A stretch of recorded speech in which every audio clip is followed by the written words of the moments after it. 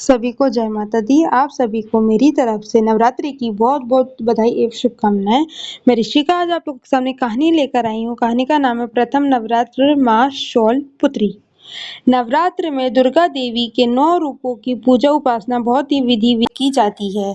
इन 9 रूपों में सर्वप्रथम शौलपुत्री के रूप में पूजा जाता है।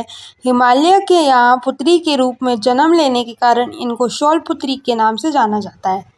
इनका वाहन वृषभ है, इसलिए इस देवी को वृषारूढ़ा भी कहा जाता है। इस देवी ने दाएं हाथ में त्रिशूल धारण कर रखा है और बाएं हाथ में कमल सुशोभित है। इन्हें सती भी कहा जाता है। इस माता की मार्मिक कहानी इस प्रकार है। शौलपुत्री के जन्म की कथा। एक बार प्रजापति दक्ष ने यज्ञ करवाने का फैसला किया। इसके लिए उन्होंने सभी देवी देवताओं को निमंत्रण भेज दिया, लेकिन भगवान शिव को नहीं। देवी सती भली भांति जानती थी कि उनके पास निमंत्रण आएगा, लेकिन ऐसा नहीं हुआ। वो उस यज्ञ में जाने के लिए बेचैन थी, लेकिन भगवान शिव ने मना कर दिया। उन्होंने कहा कि यज्ञ में जाने के लिए उनके पास कोई भी निमंत्रण नहीं आया है और इसलिए वहां जाना उचित नहीं है। सती नहीं मानी, बार बार यज्ञ में जाने का आग्रह करती रही। सती के न मानने की वजह से शिव को उनकी बात माननी पड़ी और अनुमति दे दी। सती जब अपने पिता प्रजापति दक्ष के यहाँ पहुंची तो देखा कि कोई भी उनसे आदर और प्रेम के साथ बातचीत नहीं कर रहा है। सारे लोग मुंह फेरे हुए हैं और सिर्फ उनकी माता ने स्नेह से उन्हें गले लगाया। उनकी बाकी बहनें उनका उपहास उड़ा रही थी और सती के पति भगवान शिव को भी तिरस्कृत कर रही थी। स्वयं दक्ष ने भी अपमान करने का मौका न छोड़ा। ऐसा व्यवहार देख सती दुखी हो गई। अपना और अपने पति का अपमान उनसे सहन न हुआ और फिर अगले ही पल उन्होंने वो कदम उठाया जिसकी कल्पना स्वयं दक्ष ने भी नहीं की होगी।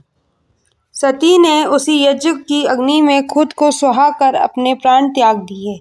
भगवान शिव को जैसे ही इसके बारे में पता चला तो वो दुखी हो गए। दुख और गुस्से की ज्वाला में जलते हुए शिव ने उस यज्ञ को ध्वस्त कर दिया।